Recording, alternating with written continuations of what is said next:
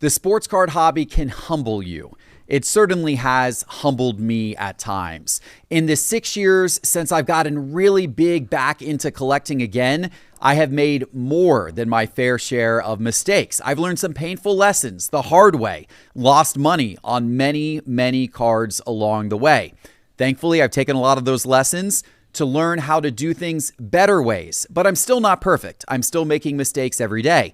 And that's part of the journey of being in the sports card hobby. You learn, you progress, and hopefully you get better over time, just like everything else in life. Today, I'm going to be joined by Teapot from our Sports Card Investor team, and we're going to break down some of those mistakes, some of those hard lessons that both of us have learned, and talk about them to hopefully benefit you so you don't make the same mistakes along the way that we did.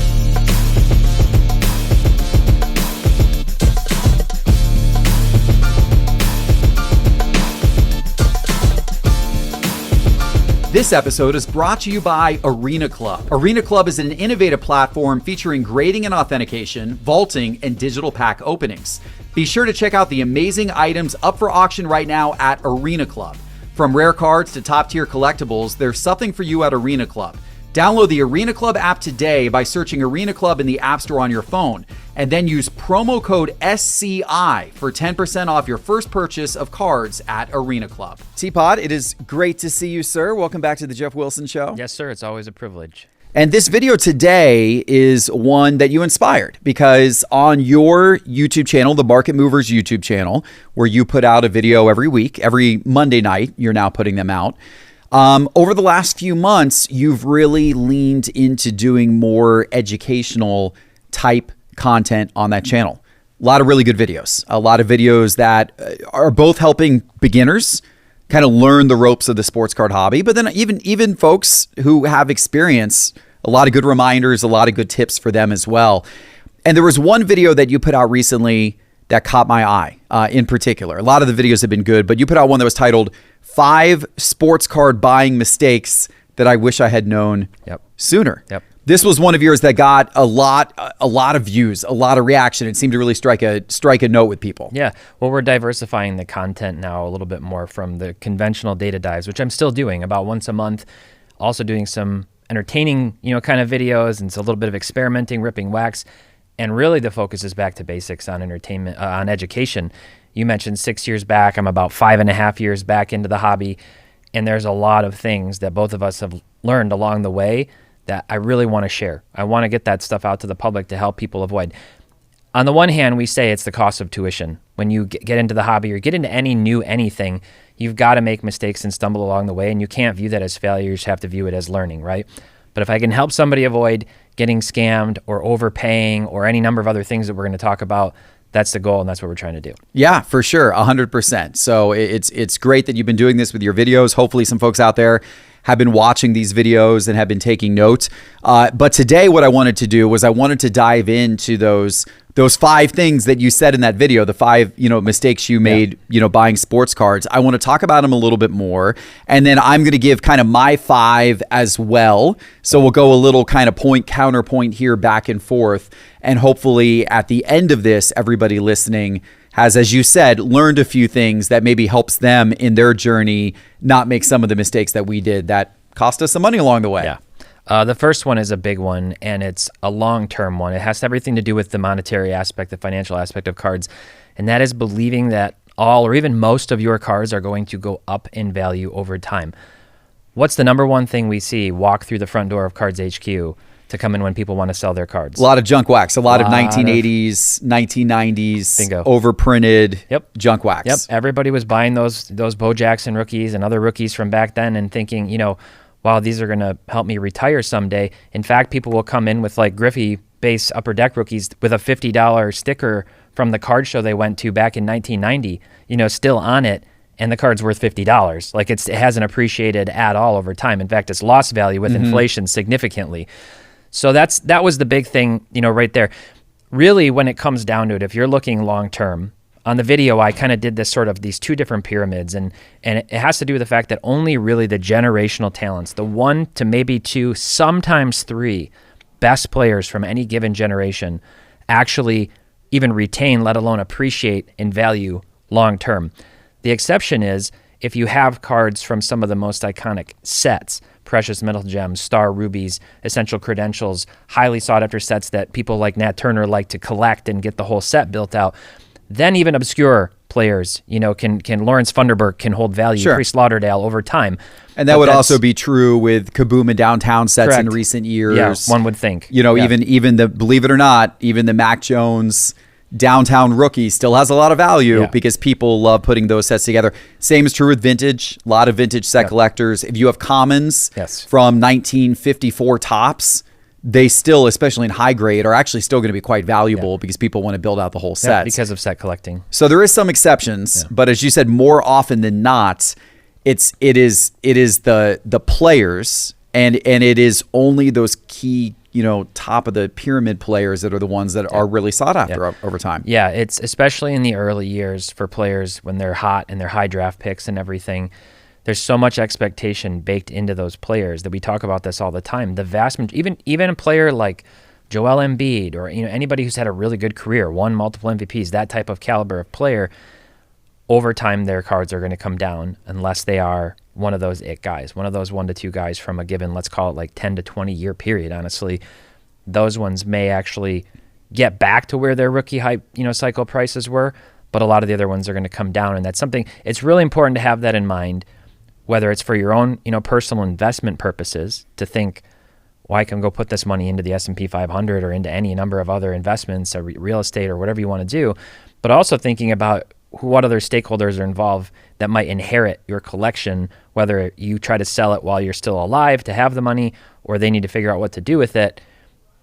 Take all those things into consideration and make sure you consider this as much as your personal hobby as you might the long-term financial picture, because how you go about those two things can be very different. It is only potentially beneficial to you to buy some of the second-tier players, some of the non-absolute GOAT generational talent players, if you are looking to potentially flip them in the short term. Right. It's not like fantasy football.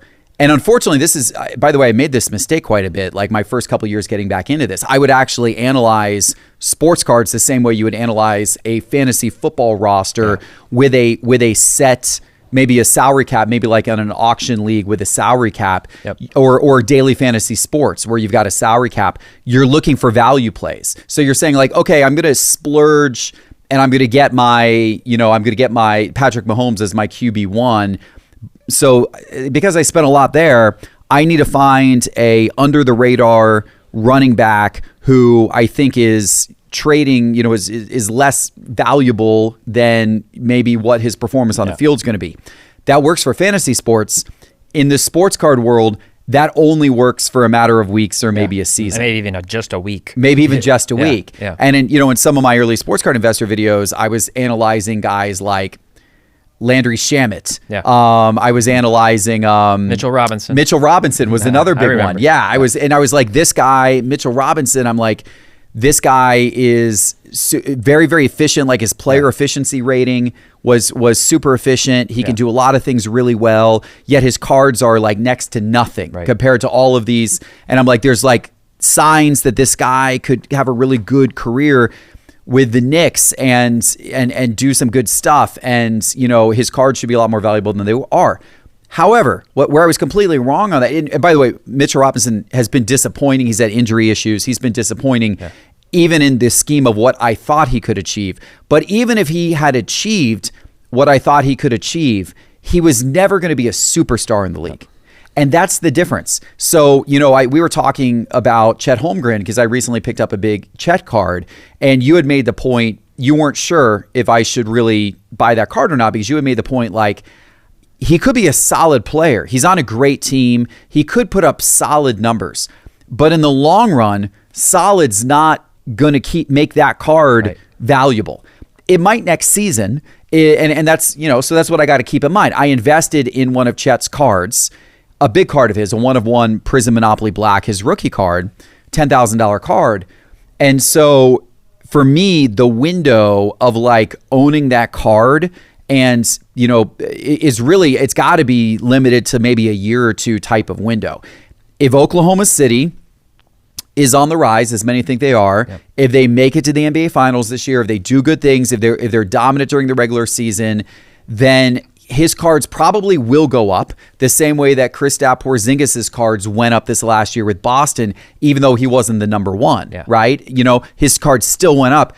You know, Chet's cards probably still will go up, but ultimately, 5-10 years from now, he's probably not going to be thought of as one of the dominant players of this generation. Shai Gilgeous-Alexander maybe has the chance to be that. Yeah.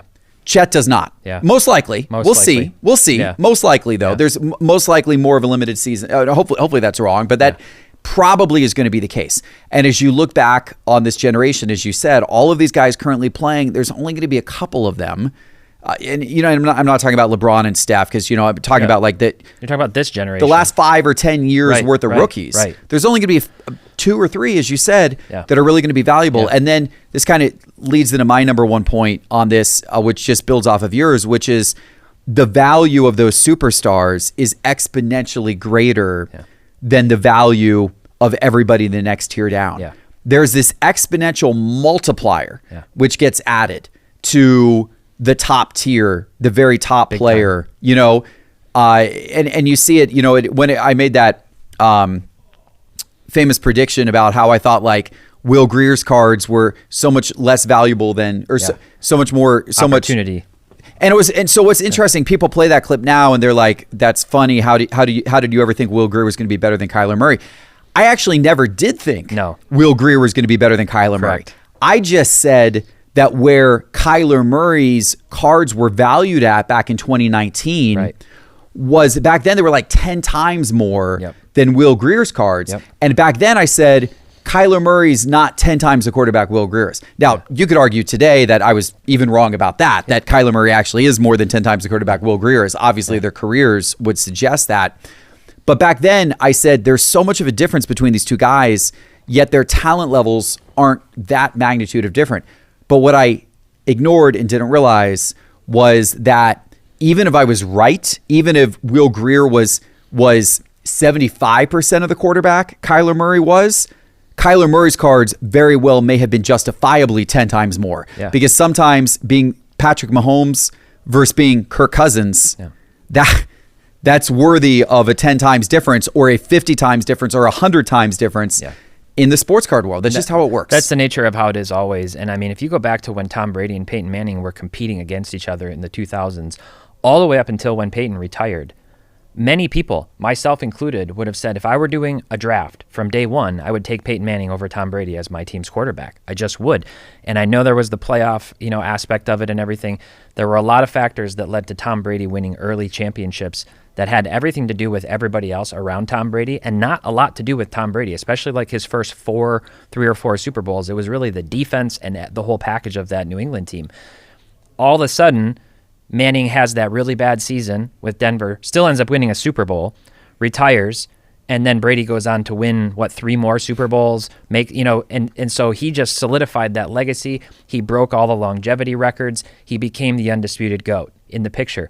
And now, when you compare their card prices, it's not even close. That was not the case in 2015. It just wasn't. Now it's crazy. So you see that order of magnitude. Jordan cards trump everybody else's cards. But to your point about like who could be a better investment, you could have also 3 years ago made a prediction that Tyrese Halliburton would be a 10-time better investment than Jordan's Fleer PSA 10 rookie when it went for $700,000+, and that would have been a true statement. It doesn't mean you're saying Halliburton's going to be a better player than Michael Jordan. I think that nuance is important. But yeah, I mean the message stands true. If you're looking long term, that can be really frustrating if you're trying to get into sports cards from a financial perspective and you can't afford to buy the top tier players. You can't buy their best cards because at the end of the day, those are the ones that withstand the test of time. Even through periods of recession and other things, the highest end of the best players tend to really perform better than a lot of the markets in those cases. I think football right now is really interesting to look at. It's very clear that Patrick Mahomes cards are always there. Those cards long term are going to be great. Frankly, even if he goes on and does nothing more with his career, they're probably always going to be great just because of, what he's accomplished so far at such a young age. 5-0 so far, but the question becomes, what other quarterback, and I'm not even going to pay attention to the running backs and receivers because unfortunately those just long-term just generally don't do well outside of maybe one in a generation, a Jerry Rice. Yeah. And maybe you have that with a Derrick Henry or someone like that now, but his cards are still so cheap compared to, just about anything else. But so just focus on quarterbacks. You got Mahomes. Yep. And then who? And that's the really interesting question. There might be another one or two that, 30 years from now, whose cards are quite valuable. I don't know who it's going to be. Yeah. Is it going to be Lamar? Is it going to be Josh Allen? Is it going to be a younger guy like Jordan Love? Is it going to be Joe Burrow? Could it be Caleb Williams or Jaden Daniels? And we just don't know it quite yet because they're so young. It's going to be one of those guys or somebody else who I didn't mention, Brock Purdy, even though I know you're not going to buy that one. I like Brock Purdy. I'm public defender of Brock Purdy. There you go. Maybe even Jared Goff Yeah. if the Lions, get 2 or 3 rings here. One of those guys, it's going to be. I didn't even mention Herbert or Tua or some of the other guys. Names, yeah. But yeah, probably not Tua anymore. But we don't know who, and it's certainly not going to be most of them. Yeah. So 90% of the names that I just mentioned, their cards are probably going to have relatively little value in 20 or 30 years. 1 or 2 of the names that I just mentioned, their cards probably are going to be quite valuable in 20 or 30 years. We just don't know who. Yeah. Basketball is interesting right now because of the parity in the NBA that has emerged over the last 5 years. You have 8 seeds upsetting 1 seeds and all kinds of crazy stuff that can happen. That's an interesting phenomenon because as we look at that current landscape of those GOAT tier players, I mean, you would kind of have to argue that right now, if you're going back to 2012 and looking at the 2 best players since then, so far I would say it's been Giannis and Jokic. Mm-hmm. Those would be the 2 guys. I know Embiid's done a lot of things, but he hasn't won anything. You've got obviously Luka rising. You've got some other players, Shea, and you mentioned, coming into the people maybe say Tatum or somebody else. But it's going to be interesting because there's been a lot of really good players and not necessarily one who stood out as the absolute best. Maybe that's Jokic, but he's kind of boring in a lot of people's eyes like Tim Duncan. So I don't know that he's going to command that premium. So it'll be really interesting with basketball to see how that plays out. Football, on the other hand, like you say, it's just such a gamble. There's so much money in the quarterbacks today that gets put in early. Hence, a lot of the warning videos that I make going into every NFL season about Mac Jones and T-Law and the like. I don't know. It's tougher to predict, long-term what's going to happen with football. Very popular sport, obviously, in the U.S., incredibly popular with the younger generation of collector, but it is one that could be ultimately the biggest trap long-term financially if you don't, kind of know what you're doing. So. I'm going to jump into my second point because I feel like it plays really nicely with one of the things you just said. And my second point, the second lesson that I wish I had known earlier that, I want the audience to know is that hype propels values more than actual play, more than performance. Thus, as you spend time in the sports card world, you really start to figure out that the hype around a player, the likability of the player, the mystique of the player, it doesn't have to be likable. Sometimes he can be the opposite of that. Sometimes he can be infamous. But he's got to be infamous. He's got to be either loved or hated. Yeah. He's got to stand out. There's got to be something about him that makes him have this aura around him. Deion Sanders, Dennis Rodman, players that have an edge about them. And then people want to buy their cards. Yeah. And that's really what drives a lot of price. And then also hype, the potential that people build up in their minds that they think somebody has. Mm-hmm. I mean, and you see this in a couple of different ways, right? So, I mean, first of all, I wanted to jump into this one now because you just talked about Jokic. If you look at every stat in the world, Jokic's cards should be the most valuable of any player who's come into the NBA over the last 12, 14 seasons. His cards should be the most valuable. They're not. Yeah. They're not. Yeah. Luka outsells Jokic, several times over in terms of card values. Even some newer, there was a time period, it's not as true anymore, but there was a time period when players like Zion Williamson and Ja Morant and even LaMelo Ball were outselling Jokic. Just crushing where Jokic's card values are, even today, even after Jokic has gone up. You know, if you compare his card prices to where some of those other guys were a few seasons ago, the differential is crazy. And now, we'll see what Wemby does, but like Wemby's going to get this flood of hype and card values rising, and he'll probably, Wemby's cards as a collective are probably already more valuable than Jokic's cards. They absolutely are. Yeah. Like orders of magnitude more. Right. Yeah. Jokic hasn't gotten his own $8,000 to $9,000 featured box product. Right.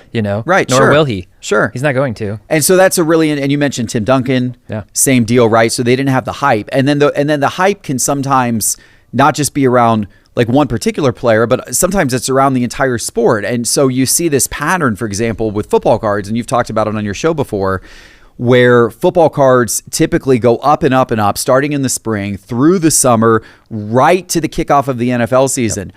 All of these different players, everybody's getting some love and some attention and hype. Everybody thinks that everybody's going to have some sort of great breakout year.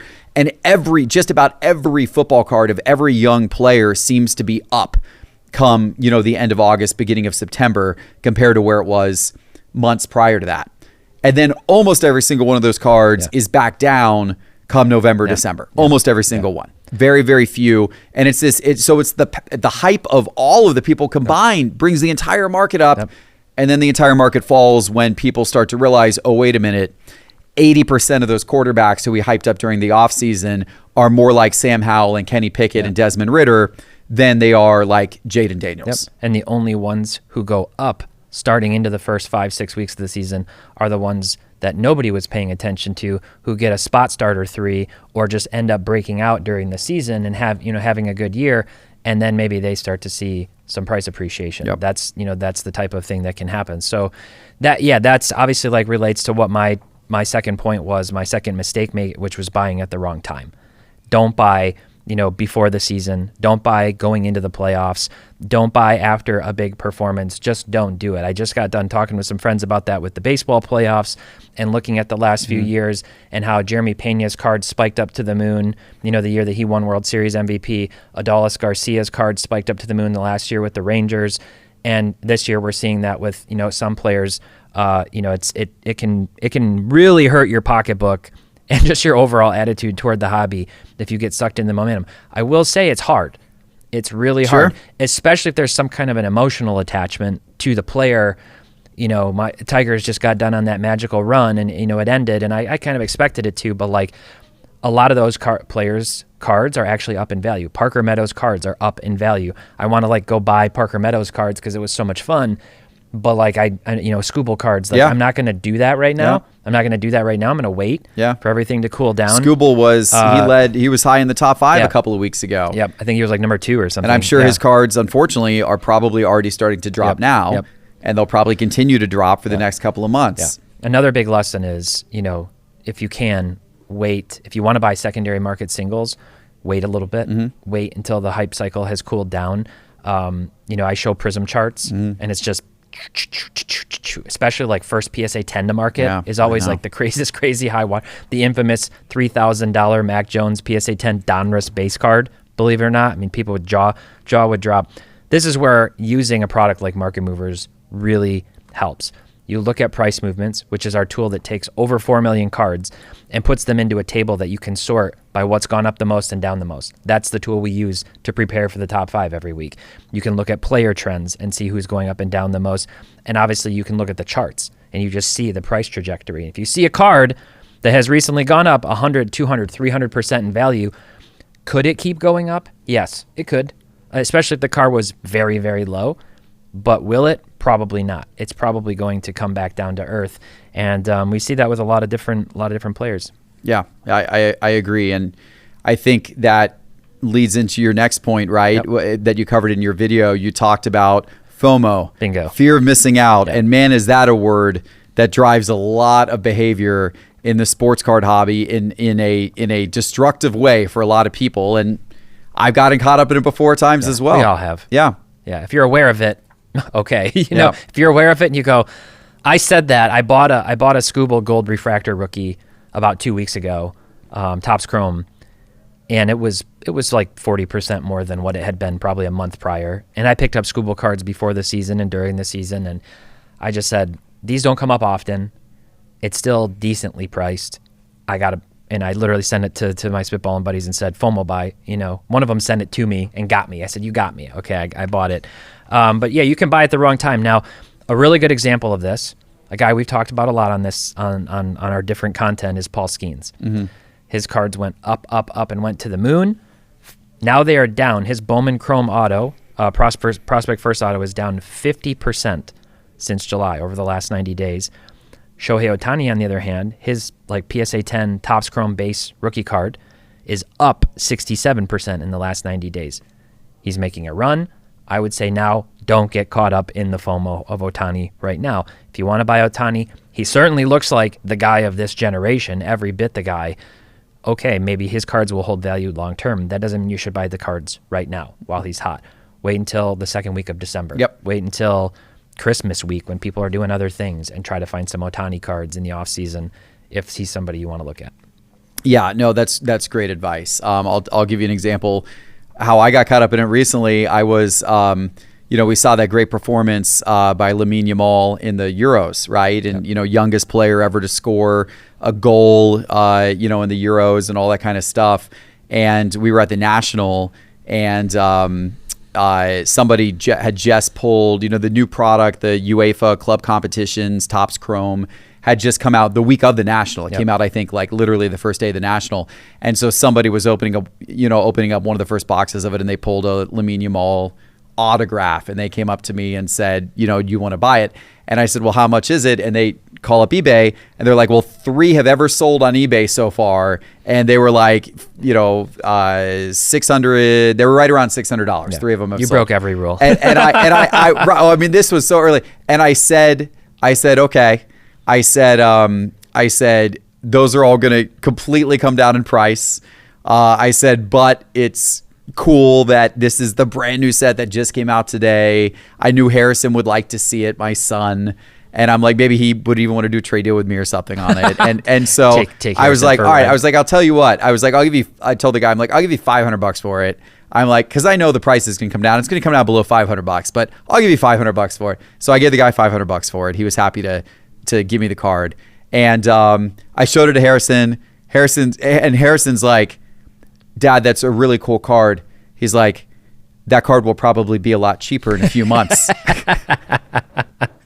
And I said, yes, Harrison, that card probably will be a lot cheaper in a few months. So Harrison didn't want the card, which I was proud of him to do. But then he went and traded it for 2 more boxes. Right. Well, yeah.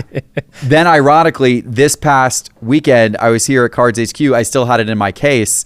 And some guy was like, I really want to trade. He was a soccer guy. He's like, what soccer cards do you have? I'm like, I pulled it out. He's like, oh, I really want to trade for that Yamal auto. And I'm like, oh, yeah. He's like, how much is it? I'm like, honestly, I haven't looked up since the National. I'm like, I bet it's less than what I paid for it. And he pulls out his phone, and I'm just waiting. And I'm like, what's it going to be? What's it going to be? How badly? Because I knew it was going to be down. And he's like, 230. He goes, last sales are like 280, 300. Yeah. And I'm like, I'll trade it for 300. We did a trade for 300. But it was just, I was like, I knew that was going to happen. Of course that happened. It happens all the time. FOMO is certainly a thing that catches us. I'll throw on a tip, not directly related, but as you're thinking about kind of prices and long term, invest in scarcity. But just because something is scarce doesn't mean that it's investable. Yeah, there's a lot of people who come up to me and and show me a card that they think should be very valuable, and I'm like, why, what is this? Oftentimes it's like an error card. And we've talked about error cards before. I'm not going to go on a rant in this show about error cards. I've gone on a rant in previous shows of my dislike for error cards. But often it's an error card because they're like, it's a one of a kind. Like, this is impossible. This is a one of a kind error. Therefore, it's in their mind very valuable.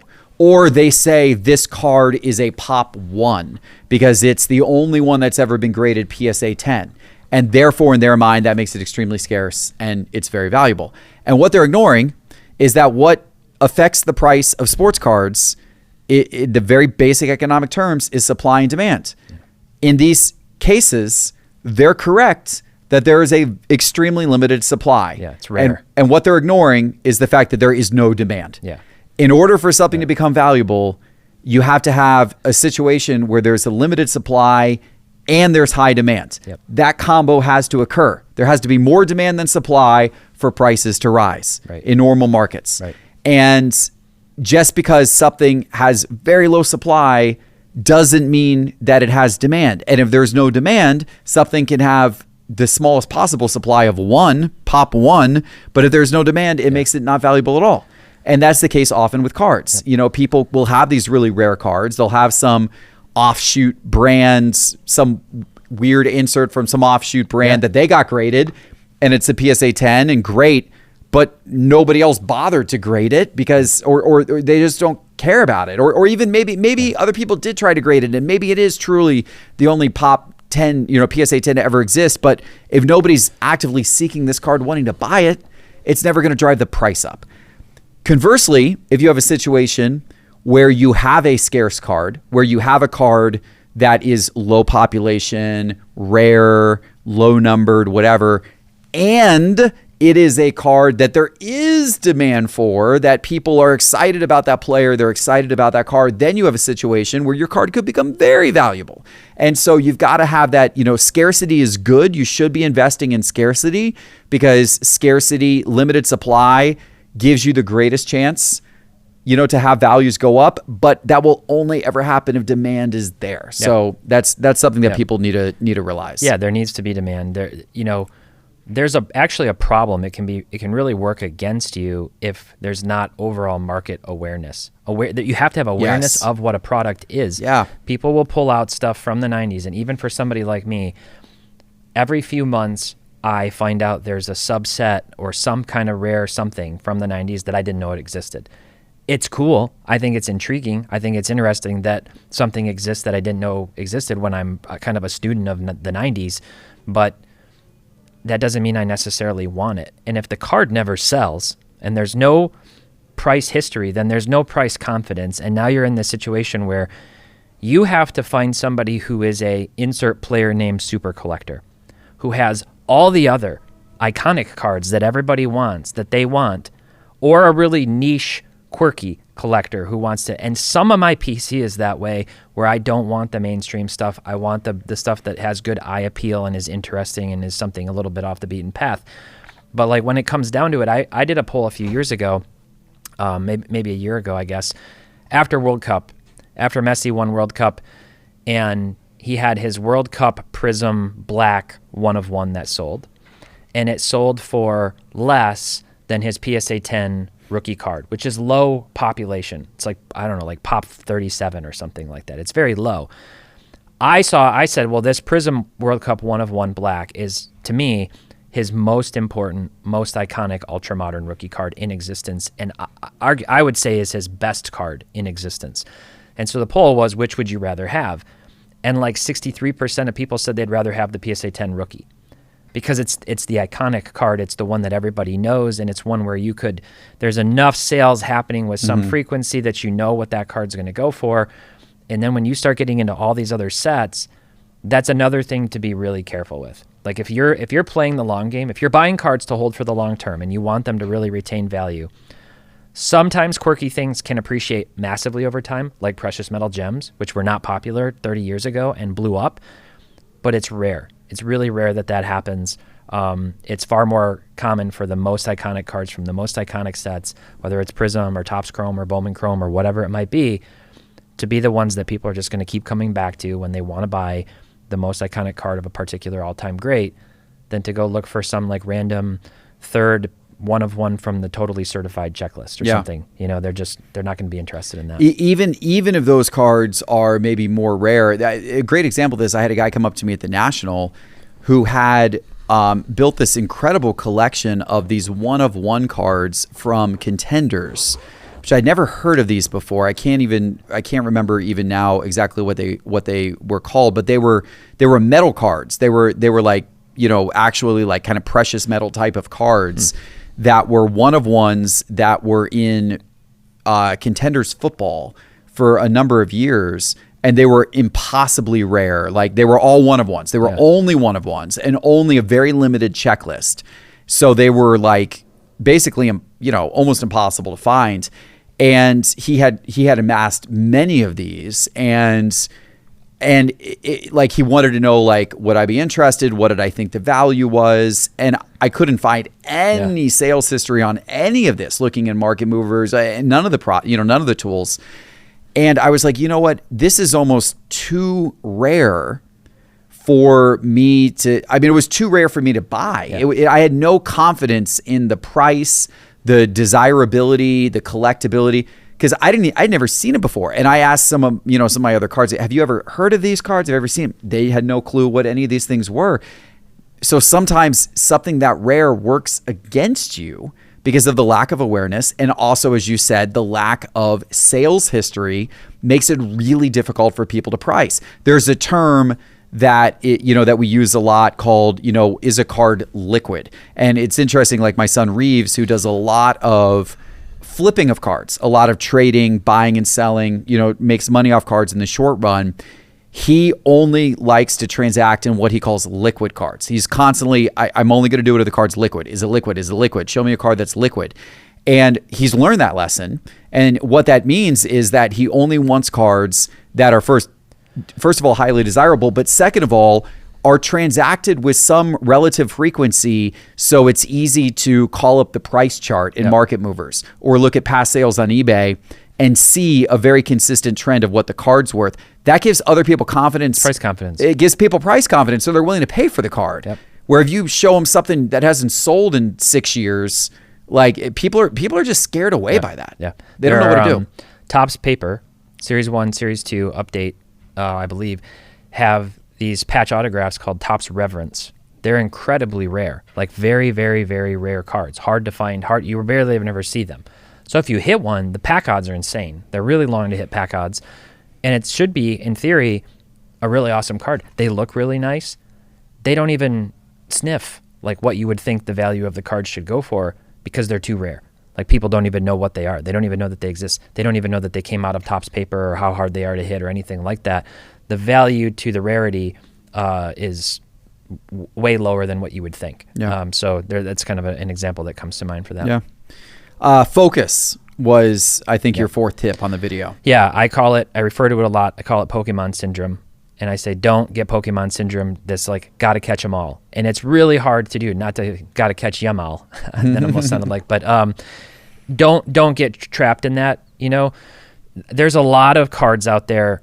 The recommendation I have is especially if you're coming into it, whether you were into it as a kid or you're getting back into it, laser in on a sport or a trading card game or something that you like, and then focus on an era, focus on a product, focus on a player, zoom in really far and get familiar with the nuances and the differences between things, as opposed to spreading yourself too thinly and trying to go after a bunch of different things and trying to go after every new product release and everything that comes out.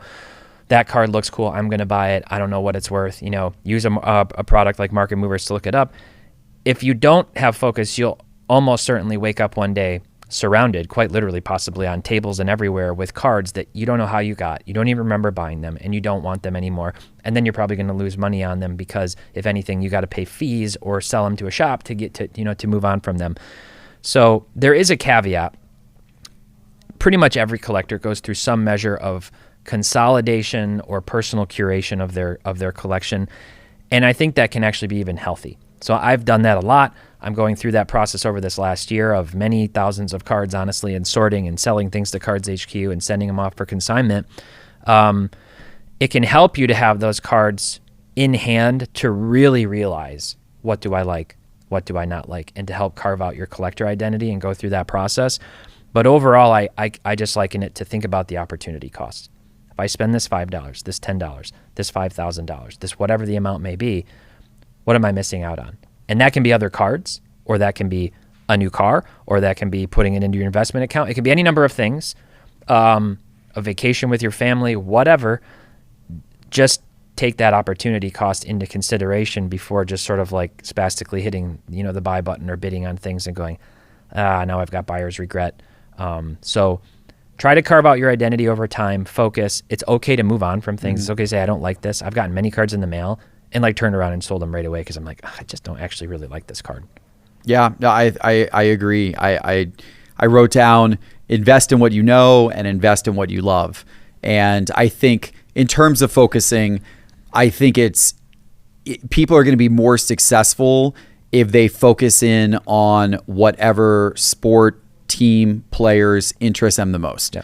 I think if you're a big football fan, then start with football cards. And if you've got a division, that you pay more attention to because your team's in the division, then maybe even, who's going to be the hot new star, that's going to emerge from the division or something like that. And maybe you speculate on that player's cards going to the next NFL season or that kind of thing, right? You're going to have probably a little better feel for it if you're engaging in the sport and watching the sport a lot, obviously. And then invest in what you love. There's a number of cards that I have that are cards that I really like, players I like, or cards that I really like the design. They connect with me somehow. And if they connect with you, then you're less worried about the financial aspect of them, right? It's like, sure, it'd be great. I make an investment into a card because I'm, making a bet that this card's going to be worth more in the long run. And hopefully it will be. But if it's a card that I really like, if it's a player that I really like, if it means something to me, then I'm a little bit less worried about that. Yeah, that's true. Yeah, it's really true. I would say that know what your goal is with the card. Mm-hmm. So I have bought cards at a high point knowing, whether because it's like a rare card, I'm like, Scoople's super hot right now, but it's rare, but so I might not see another one for a while. Okay, I'm going to buy this card, versus the other scenario. But if you know what your purpose is with the card, you know what your goal is, that can help a lot. The other thing is, like, to be totally clear, I have probably the most eclectic, diverse collection of anybody in our company. Like, I just collect a lot of different things. I like a lot of things.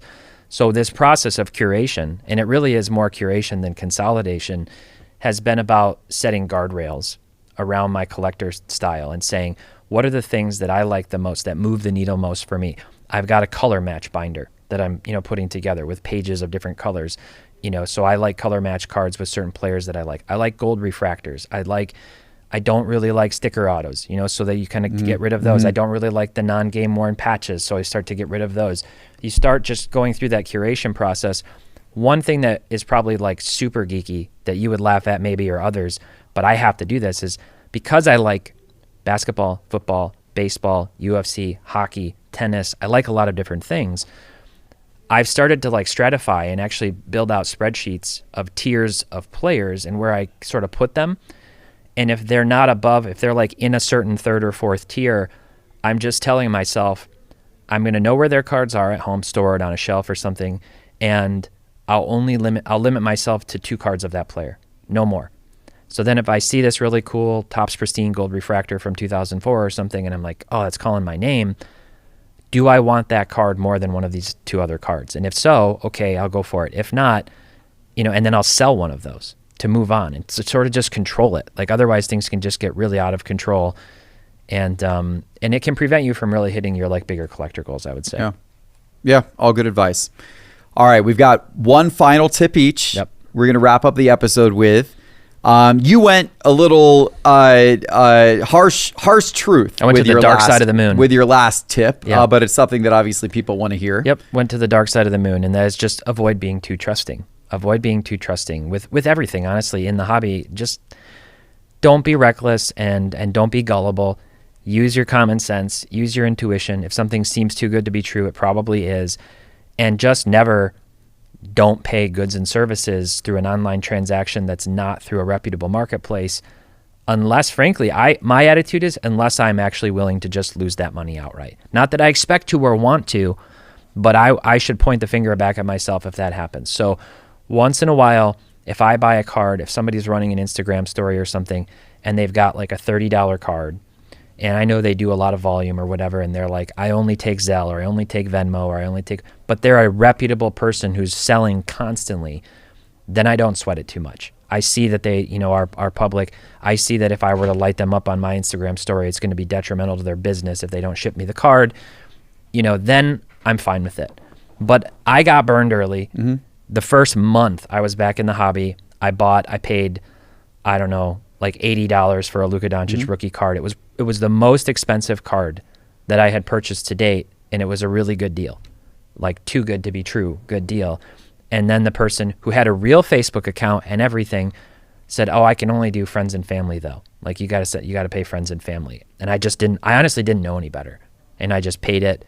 And then he was like, "Oh, it's coming. Oh, I couldn't ship it. I was sick. Oh, whatever." And then eventually just stopped responding. And eventually his Facebook profile was, mostly gone. And then I found out him on the scammer page, and people are like, "Yeah, he got me too." Just be careful is ultimately, the message, and don't get scammed. And even honestly with things like graded cards, we saw the fake PMG saga and all these different things. The more expensive the card is, the more due diligence you need to do, whether that means looking on blowout forums to make sure this isn't a counterfeit copy, tagging friends, asking them. Just do your due diligence. Otherwise, you can make a big mistake. There's a lot of people who want to take advantage. Yeah, no, that's true. That's true. I got scammed as well. I had a guy, I lost a few $1,000s to a guy who reached out to me posing like the owner of another card shop and saying, this was a couple of years ago, and saying, "Hey, I've got some excess wax boxes. I remember this. And would you be interested in picking these up? I got an extra case and looking at moving." And and he's like, he wanted wire transfer. Yeah. I didn't question it because I thought he owned a card shop. I thought I was sending the money to a legitimate card shop owner. Yeah. And so I'm like, "Oh, this guy, he's got a card shop. He's legit. I'm going to go ahead and wire the money." And it turned out that the guy was a scammer who, of course, had a fake signature and had faked an email address and the whole thing. When they tell you they're a Nigerian prince, right, you're supposed to ignore it. I know. So it can happen. Unfortunately, you got to be careful. You got to be careful in this business. Yeah. All right, I'm going to wrap with this last tip for the audience. I do have a little bonus one too. Okay, Go good. ahead. The people who make real money are the people on the other side of the dealer table. And even then, it's hard to make real money in this business. Yeah. So I say this because if your plan is that you're going to make a lot of money in sports cards by speculating and buying the cards of rookie quarterbacks in the offseason and think they're going to have breakout performances and sell them for 3 times more, that's not going to work a lot of times. Sure, you'll get the hits. You'll get the ones that do really well, and some are better at picking that than others, and can have some big successes, but that's not a sustainable way to build cash flow. Yep. A sustainable way to build cash flow within the sports card industry is to buy cards at 70, 80, 85% of value, and to turn around and sell those cards at 100% of value, and not to ride the volatility of the market or of a particular player, but rather just to do volume of buying and then quickly reselling. If you're looking to make money in the short term. If you're looking to make money in the long term, then your way to do it is to park money in super high quality key cards of GOATs, and that's it. And then lock them in a safe for 10 or 20 years, and you'll probably do pretty well on those if you bought smartly. But if you're looking on the short term, it's being on the other side of the dealer table and being that person that's not speculating, that's not trying to ride the market up and down, that's not trying to pick the hot prospect that's going to get called up from the majors or get called up to the majors this season, but rather it's the person who's just doing a lot of buying and selling and is treating it kind of like a business venture. And if that's not fun, that's not necessarily fun for everybody. I mean, what's the more fun part is buying the cards in the offseason of the guy who you think is going to be the breakout star. That's the more fun. I do that. I like doing that.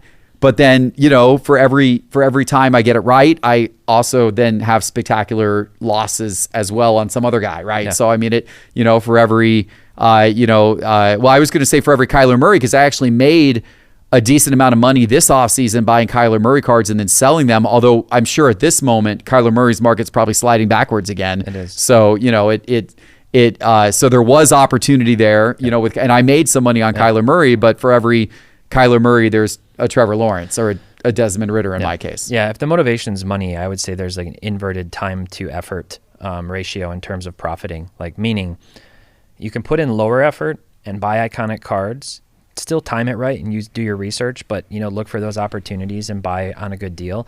And then you can park on it and wait a long time for those cards to mature. You can play the short-term game in a myriad of different ways, whether it's the speculation, it's buying as a dealer, maybe buying raw and grading or cracking and crossing, and there's different. All of those things take time, they take energy, they take hustle really to do that, to generate money that way. And there's some people who have done really well with that, but it's not easy. It is not easy. So I've got a fun video coming up that I won't spoil, but I'm going to be doing something to hopefully help Cards HQ, and it'll be a little bit of an experiment and my first time doing something more related to what the guys in the shop are doing. So I'll be thrown into the fire and flames a little bit like that, and we'll see. All right, I'm excited. Whatever this is, I'm excited to see it. So my last tip, this is just honestly a quick one, is just don't miss out on cards over like 1% of a difference in price. If it's something you really want, and I'm not talking about like buying for a deal like a shop or something, but even then maybe. I had honestly just an overall sad story. I was haggling with a person on eBay who had 2 different Kobe Bryant Kaboom cards on a Saturday night, and it was literally the difference between $10. And believe it or not, Kobe Bryant Kaboom cards were selling for $90 to $110. And I went to bed having sent a counter offer on eBay on these 2 cards and woke up in the morning to the push notification on my phone that Kobe Bryant had died in a helicopter accident. Kobe was gone. The cards were gone. Never again to be seen anywhere near $100 for a myriad of reasons, Kaboom blow up included. And it was just ridiculous, honestly. It was like over $10. Like, he sent 105, I sent 95. Just like this ridiculous thing. I've missed out on cards like that too, that I've been waiting to show up for a long time for my PC, Drummond cards and other things that show up. Maybe it's like a $30 Drummond card and it shows up for $55, and I'm like dinking around and then somehow it still actually sells, and you're like, whatever. I should have just bought the card. Somebody out there know I'm a Drummond fan and probably was trying to get me. Just let them get you. Unless it's not worth it to you, but like the 1% is where it really kills me, where people are like, I'm willing to walk away. Yeah. It's like, don't do that. Yeah. And it can sting. I've lost plenty of cards where like the auction ends, I didn't get it. I was the low bidder. And then like the next week, 2 weeks, I'm just like, man, should I tried harder? Should I have gone up? Should I have gone up more? And I think sometimes the answer is, I probably should have, because I lost out on a card that I really would have loved over not that much money, like you said. Yeah. And other times, maybe not, because other times, I stuck to my guns and didn't want to go above a certain number, and I stayed true to that. Just play out the scenario and assess how cruddy you're going to feel or not, right? Same thing at a card show. If you walk up to the first table and there's a set or a card or something there that you are really into, do not expect that if you go tour the show and come back that it's still going to be sitting there. Be really careful with that. That I tell you, that's a great, we'll end it on this. I got burned on that exact thing at the National, not this year, but the previous year. There was a Michael Jordan. So the Sports Illustrated magazines, you might remember them from the National. Yeah. So they had this one booth had Michael Jordan's first 3 Sports Illustrated magazines signed by Jordan. The first one was in college. The first one he ever appeared on was in college with Sam Perkins. The second one, he was on the U.S. Olympics team. And the third one was in a Bulls uniform. So that one's kind of considered his Bulls rookie. Yeah. And all 3 were signed. They had the Bulls one, they wanted the most money for. They wanted, I think it was around $10,000 they wanted for the Bulls one. The other 2 were a little bit less. So even though they were earlier, the Bulls one had a little bit of a premium because it was a Bulls jersey. I walked around the show. I thought about it.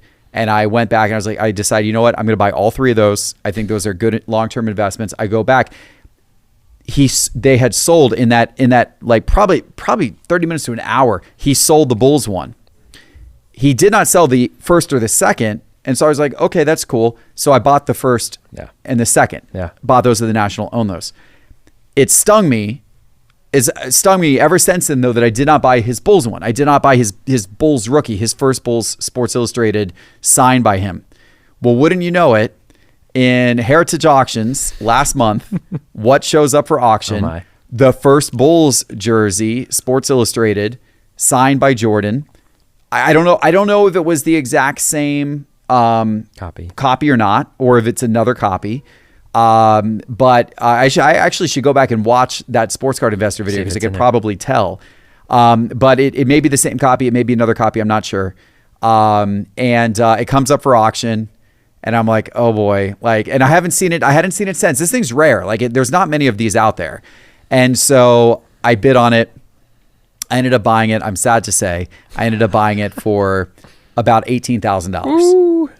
So I paid an $8,000. I paid an $8,000 penalty for not pulling the trigger on that quicker, a year and a half prior, when I had the opportunity. And then it stung me ever since. And then it finally came up for auction and I paid $8,000 more. Yeah. So, it can happen. That's good advice. Just happened to me with a Jackson Jobe card that he's young. He's a big prospect. Honestly, there's a lot of hype around him. He didn't do great in the playoffs, unfortunately.